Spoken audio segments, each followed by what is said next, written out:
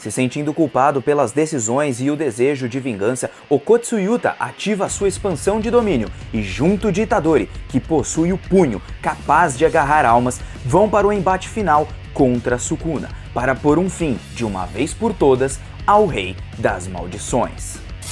Pessoal, parece que eu e um monte de gente acertou sobre a teoria da técnica de almas de Itadori e agora finalmente temos a expansão de domínio de Okotsu Yuta e como ela funciona, pelo menos parte dela. E é sobre tudo isso que nós vamos comentar aqui nesse vídeo. Você vai sair entendendo um pouquinho sobre a sua expansão de domínio, assim como também a possível técnica do Itadori. Então, sejam bem-vindos a mais esse vídeo de Jujutsu Kaisen, capítulo 249.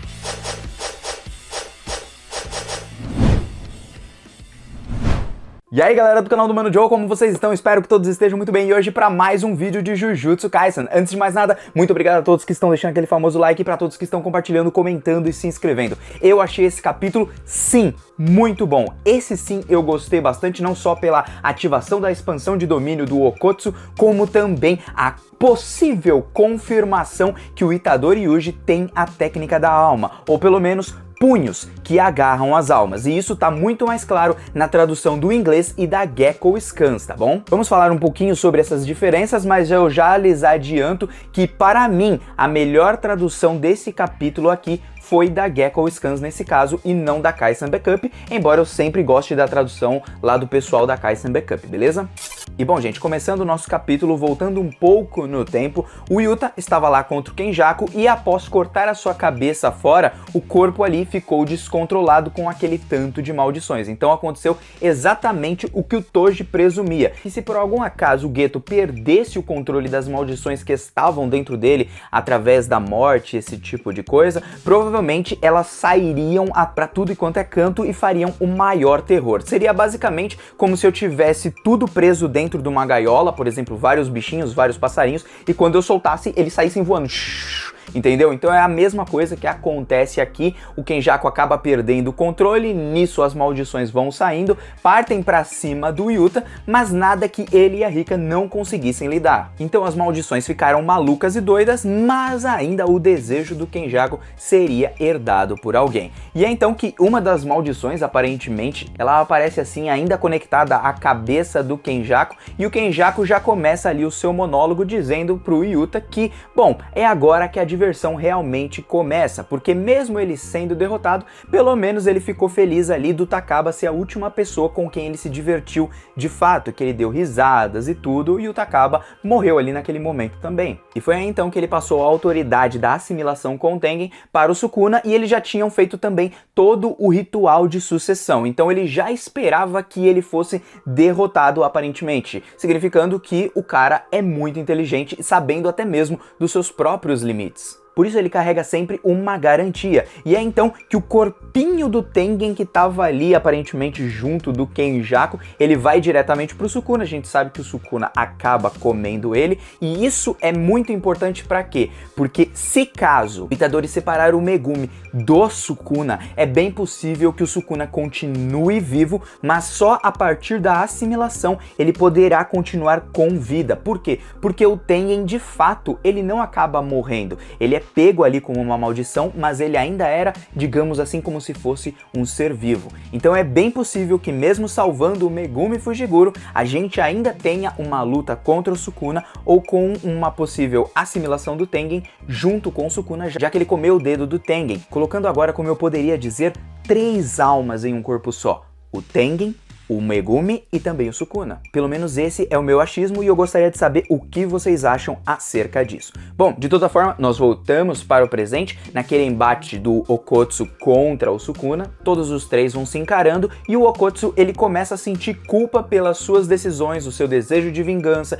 que ele derrotaria o Kenjaku e tudo mais. E aí ele fica pensando, será que a Maki não deveria ter ido lá? Não, na verdade, se ela fosse para lá, talvez ela não conseguiria lidar com todas as maldições, porque eu tenho a Rika boca, e por isso que eu consegui fazer de tudo para que aquelas maldições não se espalhassem e assim causasse o terror para pessoas inocentes. Então ele fica muito nesse diálogo, será que eu deveria ter feito isso ou aquilo? E isso me lembra bastante um pouquinho também do Itadori. O Okkotsu, até certa medida, ele é parecido com o Itadori quando ele pensa muito no que eu poderia ter feito, no que eu fiz e por que eu fiz isso, aconteceu isso, isso e isso. Os dois normalmente carregam muito a culpa de acontecimentos passados que eles fizeram ou até mesmo de coisas que eles não tinham envolvimento nenhum. Por exemplo, o Itadori, ele se culpa muitas vezes pelo dedo que ele comeu do Sukuna e até mesmo de manter proximidade do Megumi, porque se ele não mantesse essa proximidade, talvez o Sukuna nunca tivesse pegado o corpo do Megumi.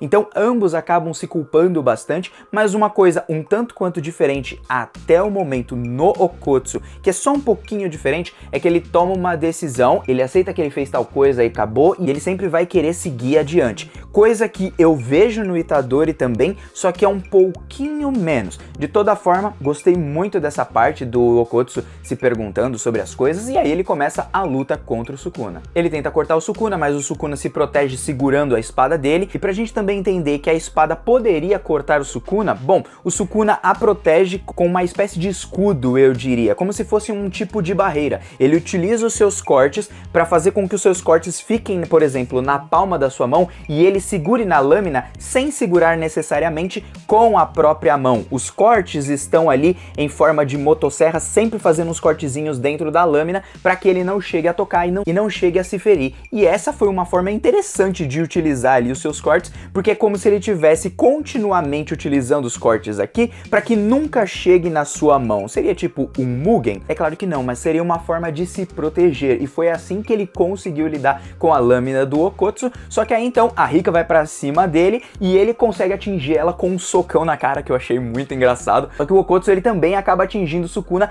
bem na boca de baixo dele. E bom, a boca de baixo na verdade seria aquela boca da barriga, né? Então ele chega a cuspir ali um pouquinho de dor, mostrando sim que o Yuta é muito forte e a gente não pode subestimar esse personagem, embora muitas pessoas taquem hate nele e muitas também amem. Eu gosto bastante do Yuta, assim como gosto do Itadori. Na verdade, são um dos melhores personagens assim de Jujutsu pra mim, que eu gosto muito da construção, como eles pensam, a sua forma de pensar, a personalidade, como eles lidam com as coisas. Mas, tirando isso de lado, outra coisa que o Yuta percebe nesse capítulo é que em breve, provavelmente, o Sukuna já voltará a ter a sua expansão de domínio, porque a sua técnica de reversão já tá começando a voltar ao normal, ele já tá conseguindo se recuperar mais rapidamente. Então, tá passando aquele tempo, aquele estágio ali que ele tem sem poder utilizar o seu poder, e é por isso que a última medida será a sua expansão de domínio. E aí então ele chega na conclusão que isso são só desculpas, né, e que ele resolveu seguir aquele caminho, que ele resolveu topar ali com a ideia do Higuruma, com a espada do carrasco e tudo, e então é por isso que agora ele tem que botar um fim em tudo junto com o Itadori. E é então que ele ativa a sua expansão de domínio, que lembrou muito a expansão ali, eu não lembro qual que é o nome exatamente do personagem de Fate Stay Night, mas é o personagem do cabelo branco, que é simplesmente a Unlimited Blade Works, e também pode relembrar um pouquinho lá de Bleach, porque tem um momento lá que o Ichigo, ele vai pra um lugar onde tem várias espadas, eu não lembro exatamente o que acontece, mas eu lembro desse negócio em Bleach. Então podemos ter ali essas duas referências, e aí o Sukuna, a partir do momento que já entra na expansão, ele ativa a sexta Oka de Vime para se proteger dos acertos garantidos, mas o Okkotsu ainda iria lutar dentro da sua própria expansão com outras habilidades, e é então que ele pega uma espada, vai tentar acertar o Sukuna e utiliza ali a técnica da Urotakaku, aquela que quebra ali a superfície com aquele gelo fino. Ele acerta de vez o Sukuna nos olhos, e aí o Sukuna já entende qual é o plano deles e o que eles planejam contra ele. E olha só, inclui até mesmo o Itadori Yuji dentro da sua expansão de domínio. Acontece que quando ele entrou na expansão, tem uma técnica ativa de acerto garantido que, segundo o Sukuna, pode ser a técnica da Anjo, que é aquela escada de Jacó. Então o Yuta deve ter pego essa técnica aí, copiou, porque dentro da sua expansão aparentemente basicamente ele tem acesso a todas as suas técnicas copiadas que ele pode utilizar através das suas espadas e também uma direto de acerto garantido. Então tem essa e ao mesmo tempo as espadas para atacar o Sukuna. Então basicamente a técnica da Anjo deve estar saindo toda hora ali no acerto garantido para ir direto no Sukuna e por isso ele tem que usar a sexta Oka de Vime, que mantém ali sempre duas das suas mãos junto com a boca, sempre ali presas, né? Então ele só pode usar as duas mãos novamente e as suas outras seriam inutilizadas. Junto, é claro, com a boca, enquanto o Itadori e ao mesmo tempo o Yuta vão atacar ele seguidamente para aí sim arrancar a alma do Megumi de dentro dele e separar os dois corpos, ou pelo menos separar as duas almas, na verdade.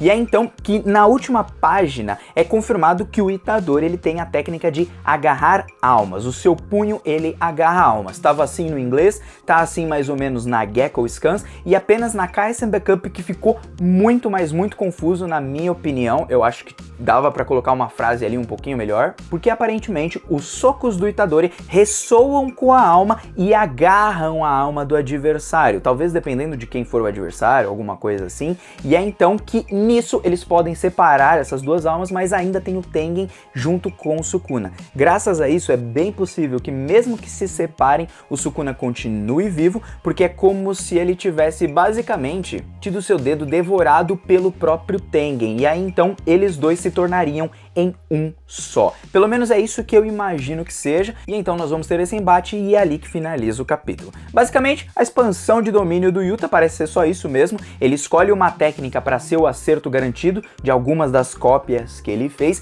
e as espadas carregam ali poderes das pessoas que ele copiou, e é então que ele usa lá e atinge os seus adversários. Eu acredito que não devam ser apenas as espadas, ele pode utilizar de alguma outra forma, ou então a Rika também pode acabar aparecendo ali dentro e lutando junto com eles, fazendo praticamente um 3 contra 1. E temos agora a técnica da alma do Itadori, que ainda precisa de confirmação, precisamos saber no oficial se é isso mesmo que tava, para ver se a Gekko tá certa, se o inglês tá certo, quem é que tá certo nessa parada toda. Por isso que eu sempre aguardo o oficial, porque o oficial possui dados privilegiados direto do Japão, então eles não podem colocar alguma coisa que estaria muito fora do que o próprio Gege Akutami escreveu. Mas ao que parece sobre o Itadori, os seus punhos ressoam com a alma e fazem com que ele consiga agarrar. É como se eu batesse em algo e puxasse esse algo pra perto de mim. Me lembrou um pouquinho, acho que é do Scorpion lá de Mortal Kombat, porque seria como se ele soltasse um negócio, não é um soco exatamente que o Scorpion utiliza, mas vocês entenderam o conceito, ele solta o soco e a partir do soco ele ressoa com a alma e puxa, agarra a alma do adversário e puxa pro corpo dele, ou então faz algum tipo ali de separação. Ou arrancando e levando para o seu próprio corpo, ou seja, o Megumi e o Itadori no mesmo corpo, ou que eu imagino uma troca de almas, né? Ele trocaria a sua alma diretamente com o outro corpo e faria com que o Sukuna voltasse para o seu. Eu não sei se isso vai acontecer exatamente dessa forma ou não, mas por enquanto é bem interessante e cabe diversas teorias. Gostaria de saber o que vocês acharam sobre esse capítulo. O Mano Joe aqui está vazando. Até um próximo e tô indo nessa.